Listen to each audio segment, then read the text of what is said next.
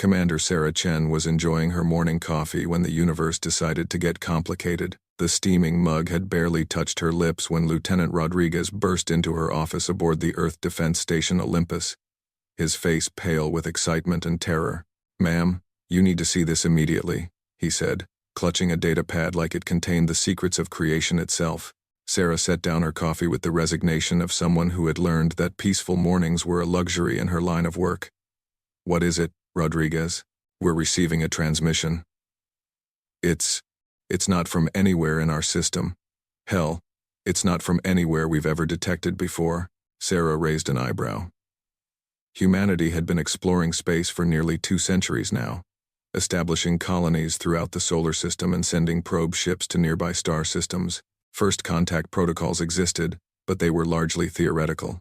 Most scientists believed that if aliens existed, they were probably too far away to matter. "Show me," she said. Rodriguez activated the holographic display in the center of her office. Static filled the air for a moment before resolving into something that made Sarah's breath catch in her throat. The being on the screen was undeniably alien, tall and willowy, with 4 arms and skin that seemed to shift between blue and purple. Its large, dark eyes held an expression of desperate fear that needed no translation. "Greetings, unknown recipients," the alien said, its voice somehow transmitted in perfect English through what must have been some kind of universal translator. "I am Kethanor of the Zelani Republic. If you are receiving this message, you possess faster-than-light communication capabilities. We send this plea to all civilizations within range, hoping against hope that someone will hear and respond." The alien's image flickered, suggesting the transmission was coming from very far away. Sarah leaned forward, her training kicking in as she analyzed every detail. "Our star system, Kepler 442, is under siege by an armada of unknown origin. They came without warning, without demands, without communication. They simply destroy. Our defense fleets have been scattered, our colonies burn. We estimate we have perhaps 30 standard cycles before our homeworld falls." Kethanor paused, and Sarah could see the weight of desperation in those alien features. "We do not know who you are, or what manner of beings you might be. But we beseech you, if you possess the means and the will to help, please come. The coordinates are attached to this message. We cannot offer much in return except our eternal gratitude and whatever knowledge we possess." The image flickered again, more violently this time. "Our scientists estimate the attacking force to number in the thousands of ships. They are technologically superior to us in many ways. This may be a fool's errand to ask for help from unknown aliens, but we have nothing left to lose. This is Kethanor, speaking for the Zelani Republic. Please, someone, anyone, help us." The transmission ended, leaving Sarah's office in silence except for the gentle hum of the station's life support systems. Rodriguez cleared his throat. "Ma'am, our xenolinguistics department has analyzed the transmission. The universal translator protocols they're using suggest a highly advanced civilization. The coordinates they've provided. It's a star system about 47 light-years away." Sarah stood up, her mind racing. "Have you shared this with anyone else?" "No, ma'am. I brought it straight to you as per first contact protocols." "Good. Send a secure transmission to Earth Command immediately. Presidential priority. And get me everything we have on long-range sensor data for that region of space." As Rodriguez hurried out, Sarah stared at the empty holographic display where the alien's desperate plea had been moments before. 47 light-years was well within range of humanity's fastest ships, though it would take several weeks to reach even at maximum fold space velocity. The question wasn't whether they could help. The question was whether they should. Within 6 hours, Sarah found herself in a secure conference room aboard the Lunar Command Station, facing a holographic assembly of humanity's military and political leadership. President Martinez sat at the head of the virtual table, her expression grave. Around her were the faces of admirals, generals, and scientific advisors from across the solar system. "Let's hear it again," President Martinez said. Sarah played the alien transmission for the 5th time that day. Even knowing what was coming, she felt the same chill at the desperate plea in Kethanor's voice. Admiral Thompson, head of the Solar Defense Force, spoke first. "Ma'am, with respect, this could be a trap. We have no idea who these aliens are, what their capabilities might be, or whether this is some kind of elaborate deception." Dr. Elizabeth Warren, The chief xenobiologist shook her head. The emotional authenticity in that transmission is unmistakable, and the technological complexity of the universal translator alone suggests they're not trying to deceive us about their advancement level. That's exactly what worries me, Admiral Thompson replied. If they're so advanced, how do we know we won't be flying into a situation where we're hopelessly outmatched? General Park leaned forward. The way I see it, we're faced with a first contact scenario that's already gone sideways. These Zilani are being attacked by someone else. Whatever we do here is going to establish humanity's reputation in galactic politics. President Martinez rubbed her temples. What's our current military situation? Could we mount a response? Admiral Thompson consulted his datapad. We could assemble a battle group of approximately 200 ships within 72 hours. Our newest carriers, the Armstrong and the Kennedy, are both operational.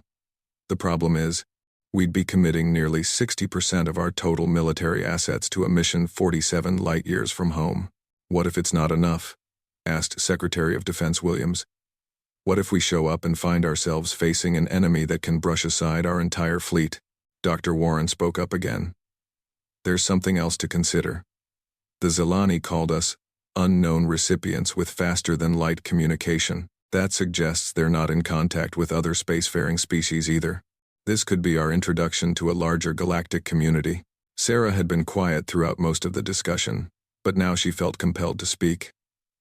With all due respect, ladies and gentlemen, there's one factor we haven't discussed yet. All eyes turned to her. President Martinez nodded for her to continue. We're talking about whether we can afford to help, whether it's safe to help, whether it's smart to help. But nobody's talking about whether it's right to help. Sarah looked around the table. These people are facing genocide. They reached out to anyone who might listen, asking for help against an enemy that's systematically destroying their civilization. Admiral Thompson frowned. Commander Chen, I appreciate the moral perspective, but we have to think about humanity's survival first. Do we? Sarah asked. Because if we turn our backs on this, what does that say about who we are? And if there really is a larger galactic community out there, what kind of reputation do we want to establish? The room fell silent. President Martinez stared thoughtfully at the table for a long moment. Dr. Warren, in your professional opinion, how likely is it that this is a genuine plea for help? The xenobiologist didn't hesitate. Based on everything I've seen, I'd say at least 90%. The emotional markers, the technological consistency, the desperation, it all feels authentic. Admiral Thompson, if we commit to this operation, what's your assessment of our chances? The Admiral sighed. Unknown, ma'am. We'd be going in blind against an enemy of unknown capabilities. But, he paused, glancing at Sarah, humanity has always been at its best when we're the underdog helping someone else. President Martinez stood up, and everyone else followed suit. We're going to do this. Admiral Thompson, you have 72 hours to assemble the largest battle group you can manage. Dr. Warren, I want every xenobiologist and first contact specialist you can find on those ships. Commander Chen, you'll be our lead diplomatic contact. If we're doing this, we're doing it right. As the meeting dissolved and people began making preparations for humanity's first interstellar military operation, Sarah felt a mixture of excitement and terror. They were about to answer an alien SOS call with a significant portion of humanity's military might, flying into a situation they knew almost nothing about. 72 hours later, the largest fleet in human history assembled at the edge of the solar system. 215 ships ranging from massive carriers to nimble destroyers, all loaded with humanity's most advanced weapons and crewed by volunteers who had stepped forward when the call went out. Sarah stood on the bridge of the carrier Armstrong, watching as the last stragglers fell into formation. Captain Morrison, a veteran of the Mars Rebellion, stood beside her reviewing final system checks. You know, Morrison said quietly, when I joined the Navy, I thought the most exotic thing I'd ever fight would be pirates in the asteroid belt. Sarah smiled grimly. When I joined, I thought first contact would involve a lot more diplomacy and a lot fewer weapons. Well, Commander, looks like we're about to find out what humanity is really made of. The communications officer called out from his station. All ships report ready, sir. Fold space drives are spinning up. Morrison nodded and activated the fleet-wide communication system. All ships. This is Carrier Group Armstrong. We are about to undertake humanity's first interstellar rescue mission. 47 light-years away, an alien civilization is fighting for its survival against an unknown enemy. They asked for help, and we're going to give it to them." He paused, and Sarah could hear the weight of history in his words. "We don't know what we'll find when we get there. We don't know if we'll be enough, but we know this. When someone calls for help, humanity answers. All ships, prepare for fold space jump in 3, 2, 1, mark." The universe twisted around them as 215 human warships disappeared from the solar system, carrying humanity's answer to an alien SOS across the void between stars. Behind them, Earth continued its slow rotation, unaware that its children had just taken the first step toward becoming a galactic power. Ahead of them lay the unknown, an alien civilization under siege, and humanity's first real test among the stars. In her quarters aboard the Armstrong, Sarah looked out at the twisted space-time of fold space travel and wondered what they would find at Kepler 442. She thought about Kethanor's desperate plea, about the fear in those alien eyes, and about the fact that humanity had just committed itself to its first interstellar war. Whatever they found at the end of their journey, there would be no turning back. Humanity had answered the call, and in 36 hours, they would discover whether the Deathworlders of Earth were truly ready to stand among the stars. The Kepler 442 system materialized around the human fleet like a painting coming into focus. Sarah felt the familiar disorientation of fold space exit as reality reasserted itself, followed immediately by the controlled chaos of a military force arriving in potentially hostile territory. "All sensors online," called out Lieutenant Hayes from her station. Beginning full spectrum scan, Captain Morrison moved to the central command display as data began flooding in from 200 ships worth of sensors. What they found was worse than anyone had imagined. The system had once been beautiful. 3 inhabited worlds orbited a stable orange star, with signs of massive orbital installations and space-based habitats scattered throughout. Now, much of it was burning wreckage, drifting in the void. "Jesus Christ," whispered someone behind Sarah. The unknown enemy fleet was vast. Sensor readings showed over 3,000 ships of various sizes, arranged in a loose blockade around the innermost planet. The vessels were unlike anything in human databases, sleek, organic-looking things that seemed to absorb light rather than reflect it. "Sir, we're receiving multiple transmissions," the communications officer announced. "Some appear to be from the planetary surface. Others, from what look like refugee ships scattered throughout the system. Put the strongest signal through," Morrison ordered. The main display shimmered and resolved into the image of Kethanor, though the alien looked far worse than in the original transmission. Burn marks scarred the left side of his face, and his forearms moved with obvious pain. "Unknown vessels, this is Kethanor. Please identify yourselves. Are you the ones who received our message?" Sarah stepped forward. "This is Commander Sarah Chen of the Terran Solar Defense Force. We received your SOS transmission and have come to render assistance." Kethanor's large eyes widened with something that might have been hope.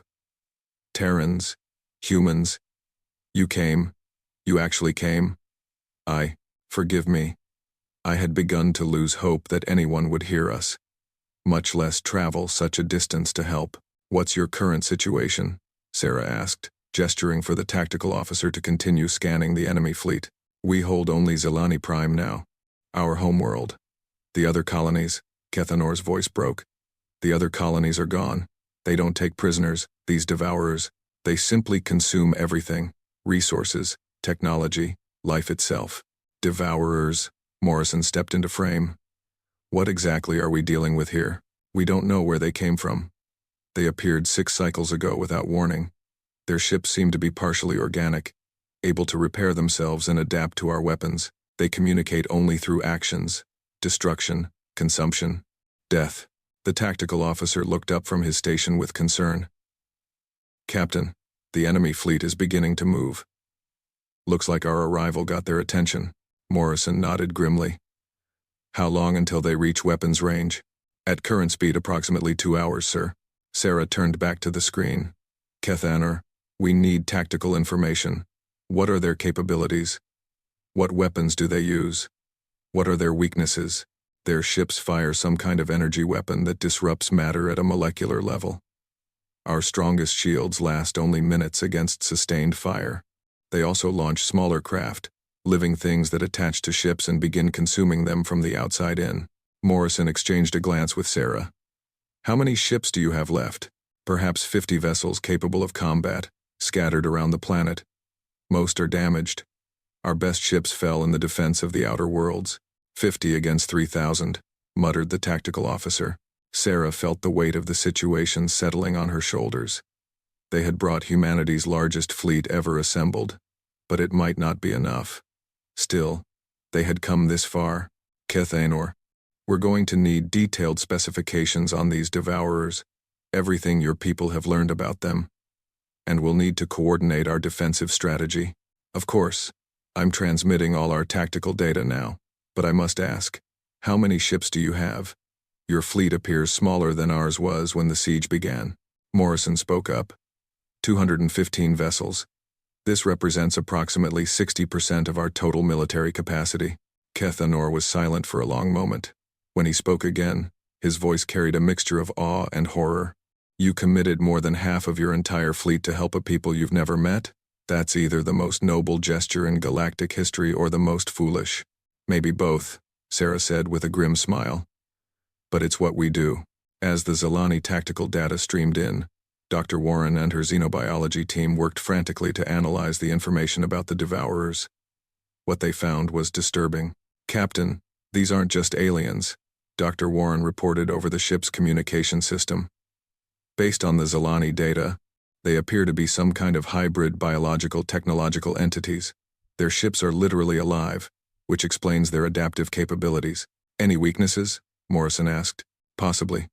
The Zilani data suggests they have trouble with rapid frequency changes in energy weapons. They adapt to specific frequencies, but if you constantly shift the wavelength, it takes them longer to compensate. The tactical officer looked up from his station. Sir, we're detecting something else. There are human-built emergency beacons scattered throughout the debris field. Sarah felt her blood turn to ice. Human beacons? That's impossible. We've never been this far from home. Confirmed, sir. They're definitely Terran emergency transponders. Standard colony authority issue. Morrison's face went pale. Get me Admiral Thompson on secure transmission. Now. Within minutes, Admiral Thompson's image appeared on the screen, broadcasting from his flagship, the Endeavour. Captain, what's your status? Sir, we've found evidence of human presence in this system. Emergency beacons in the debris field. Could we have lost ships out here without knowing it? Admiral Thompson was quiet for a moment. Classified information, Captain, but given the circumstances. 3 years ago, we lost contact with the deep space explorer ship Magellan. They were investigating anomalous signals in this region. We assumed they suffered a catastrophic drive failure. Sarah felt sick. How many crew? 400 souls, all presumed lost. The implications hit everyone on the bridge simultaneously. The Devourers had encountered humans before and had added them to their list of consumed species. This just became personal, Morrison said quietly. The enemy fleet was closing fast now, their organic ships moving with disturbing fluidity through space. As they approached, more details became visible. The vessels weren't just alive, they were growing, extending new appendages and weapon ports in real time. All ships, this is Admiral Thompson, came the fleet-wide transmission. We're facing an enemy that has already killed 400 humans. They've consumed multiple alien species and are in the process of destroying the Zilani civilization. This ends here. Sarah watched as the human fleet formed up in a defensive pattern around Zilani Prime, their ships taking positions that would force the Devourers to fight through them to reach the planet. It was a classic Earth military formation. Protect the innocent, make the enemy come to you, and make them pay for every inch. The Zilani ships, damaged as they were, moved to support positions. Despite their losses and the hopelessness of their situation, they were still willing to fight alongside the humans who had come to help them. Incoming transmission from the lead Devourer ship, the communications officer announced. Put it through, Morrison ordered. The screen filled with something that made several bridge officers step back in revulsion. The creature was a writhing mass of organic and mechanical components, with multiple faces embedded in its surface, some alien, some disturbingly human. New prey species, it spoke in a voice that seemed to come from multiple throats. You will be consumed. Your essence will join the collective. Your technology will be absorbed.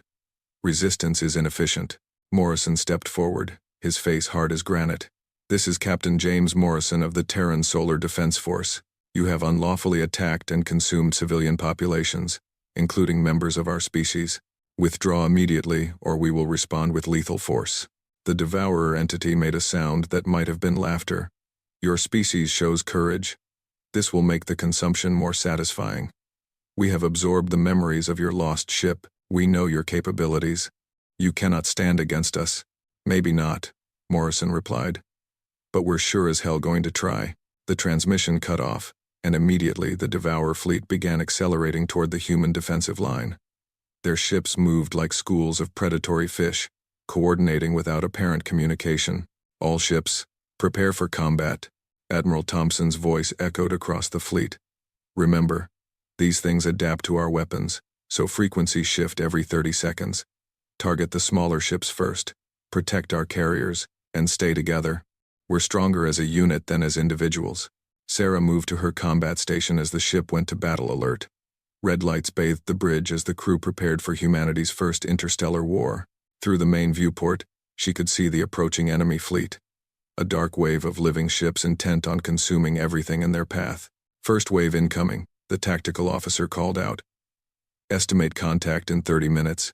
As the human fleet prepared for battle, Sarah thought about the 400 crew members of the Magellan, consumed by these creatures years ago. She thought about the billions of Zelani who had already died, and the millions more who would die if they failed here. But she also thought about humanity's response to that alien SOS. When faced with the choice between safety and doing what was right, they had chosen to act. That said something important about who they were as a species. "Dr. Warren to bridge," came a voice over the intercom. "I've been analyzing the Devourer technology based on the visual data. I think I know why they consume other species." "Go ahead, Doctor," Morrison replied. "They're not just collecting resources. They're collecting intelligence, biological adaptations, technological innovations. Each species they consume makes them stronger. They're like a galactic plague, becoming more dangerous with every civilization they destroy." The weight of that realization settled over the bridge. This wasn't just about saving the Zelani anymore. If the Devourers succeeded here, they would become that much more dangerous to the next species they encountered. "All the more reason to stop them here," Sarah said. "Agreed. All hands, prepare for combat." As the distance closed between the human fleet and the Devourer Armada, Sarah found herself thinking about home. Earth was 47 light-years away. Safe for now, but not forever if they failed here. Humanity had thrown itself into this fight to save strangers, but the outcome would determine whether human civilization itself had a future among the stars. The Devourers had consumed species after species, growing stronger with each victory. But they had never faced humans before. They had never encountered a species from a death world, shaped by countless millennia of survival against impossible odds. They were about to learn what that meant. The first salvo from the Devourer fleet lit up space like a deadly aurora.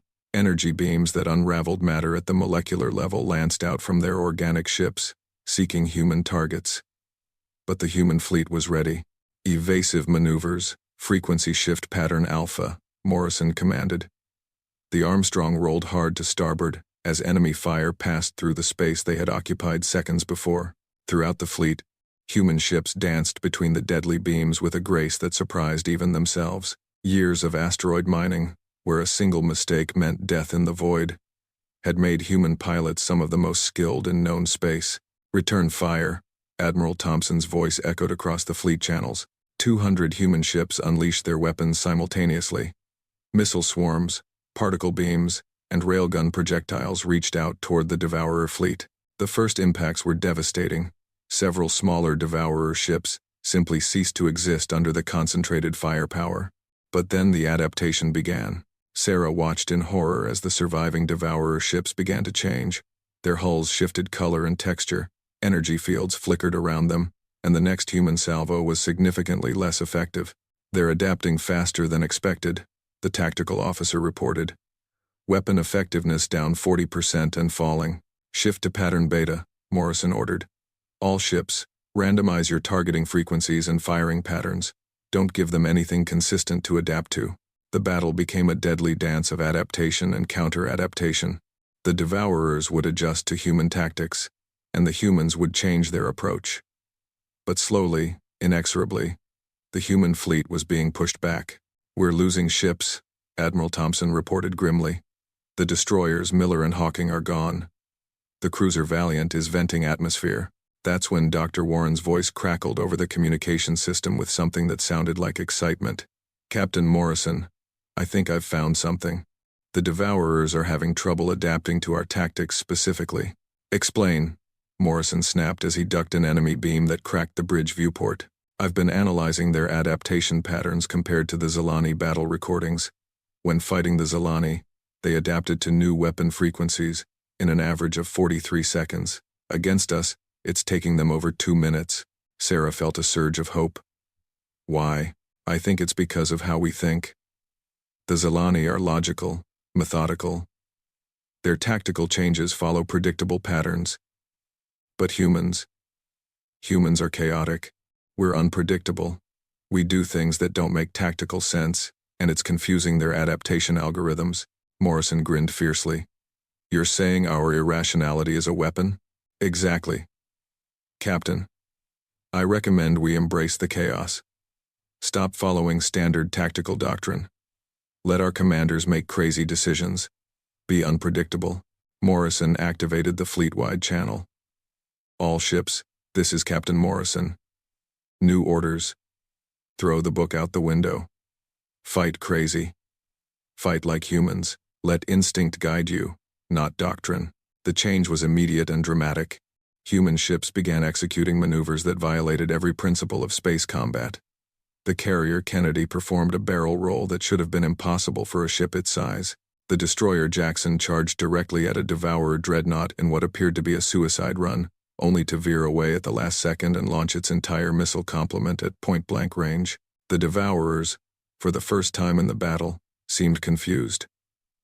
Their adaptation systems couldn't keep up with tactics that changed, not just every few minutes, but every few seconds based on individual human judgment calls. "It's working," the tactical officer shouted.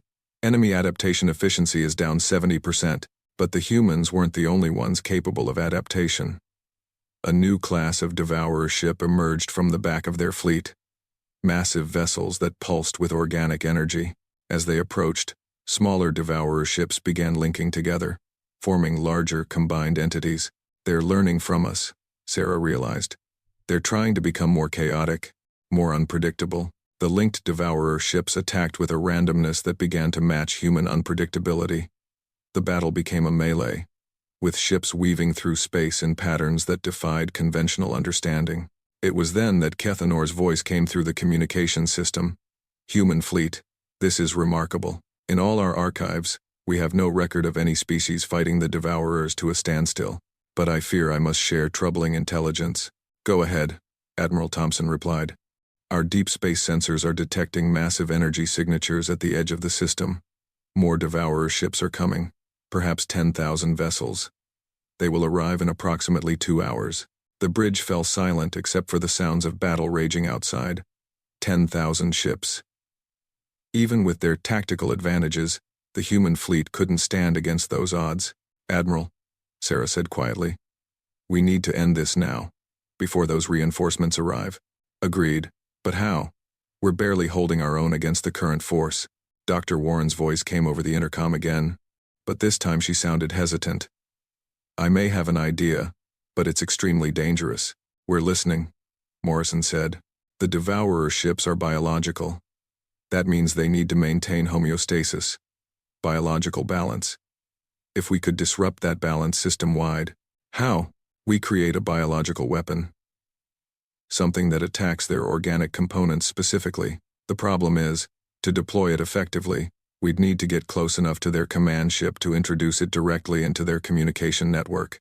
Admiral Thompson's voice was grim. "That's a suicide mission. Their command ship is in the center of their fleet formation." Sarah felt something crystallize in her mind. She thought about the crew of the Magellan, about the billions of Zilani who had died, about Earth 47 light-years away, vulnerable and unaware of what was coming. "I'll do it," she said. Morrison turned to stare at her. "Commander, that's not your call to make." "Yes, it is." Sarah moved to the communication station. Admiral Thompson, requesting permission to take a small strike force directly to the Devourer command ship. Sarah, no, Morrison said. I won't authorize a suicide mission. It's not suicide if it works. Sarah looked around the bridge at the people she had served with for years. Someone has to do this. And frankly, I'm probably the best person for the job. Admiral Thompson's voice was heavy. Commander Chen, you're talking about a one-way trip. Maybe. Or maybe we're fast enough and crazy enough to pull it off. The Devourers have never faced humans before. They don't know what we're capable of when we're desperate. There was a long pause. Finally, Admiral Thompson spoke. Dr. Warren, how long to prepare the biological weapon? 20 minutes. You have 15. Commander Chen, select your strike force. Take volunteers only. Sarah activated the ship-wide communication system. Attention all hands. This is Commander Chen. I'm leading a strike mission against the Devourer command ship. It's dangerous, it's probably crazy, and I need the best pilots and fighters we have. Volunteers only. Within 5 minutes, Sarah had more volunteers than she could use. She selected a team of 12 pilots who had earned reputations for being either brilliant or insane, sometimes both. Dr. Warren delivered the biological weapon, a modified virus that would attack the organic neural networks that allowed Devourer ships to function. It was loaded into a torpedo that would need to be manually guided to its target. Remember, Doctor? Warren told Sarah as she prepared to board the strike craft. You need to get this directly into their command ship's central nervous system. The torpedo will home in on biological neural activity, but you need to get it close enough to lock on. Sarah nodded and turned to her strike team. They were gathered in the Armstrong's hangar bay, 12 of the most skilled pilots in the human fleet, all volunteers for what everyone knew was likely a suicide mission. All right, people, here's the plan, Sarah said. We punch through their screen, get to their command ship, deliver the package, and then get the hell out. Simple. Lieutenant Torres, one of her pilots, raised his hand. What if we can't get out? Sarah looked at him steadily. Then we make sure the package gets delivered anyway. They launched from the Armstrong in a formation of nimble fighters, weaving through the battle toward the heart of the Devourer fleet. Enemy ships converged on them immediately, recognizing the threat. This is Bravo Leader, Sarah called over the radio. Remember, we're not trying to fight them all. We just need to get through. The strike force dove into the Devourer formation like a spear thrust into flesh. Enemy ships closed around them, firing with increasing desperation as they realized what the humans were attempting. They lost Johnson over Zilani Prime's moon, his fighter consumed by a living projectile that wrapped around his ship like a hungry snake. Martinez went down covering their flank, ramming his damaged fighter into a Devourer cruiser to clear their path, but they kept going. Humans had always been good at pressing forward despite losses, at paying whatever price was necessary to complete the mission. The Devourer command ship loomed ahead of them, a massive organic construct that pulsed with malevolent intelligence. It was larger than a human carrier and covered with weapon ports that tracked their approach. Torres, Williams, give me cover, Sarah ordered. Everyone else, keep the path clear for our exit. Her fighter dove toward the command ship's hull, weaving between energy blasts that could have vaporized her in an instant. The biological torpedo armed itself as she approached the optimal firing distance. Package away, she called. Watching the torpedo streak toward its target, the command ship's defensive systems tried to intercept it, but the torpedo's biological homing system guided it through the countermeasures. The torpedo impacted the command ship's hull and burrowed inside, seeking the central nervous system that Dr. Warren had identified. For a moment, nothing happened. Then the Devourer command ship began to convulse. The effect spread like wildfire through the enemy fleet. Ships that had been linked to the command vessel's consciousness suddenly found their biological systems under attack. The virus Dr. Warren had created was doing its work, disrupting the neural networks that held the Devourer collective together. It's working, Torres shouted over the radio. The big ships are going dark, but the celebration was premature. The command ship, dying though it was, turned its full attention to the human strike force. Energy beams lanced out, and Sarah watched 3 more of her pilots disappear in flashes of light. All fighters get out of here, she ordered. Mission accomplished. The surviving members of her strike force turned to flee. but Sarah found her fighter caught in some kind of tractor beam emanating from the dying command ship. She struggled with her controls, but the organic vessel was pulling her in with its last strength. "Sarah," Morrison's voice crackled over the radio. "Report.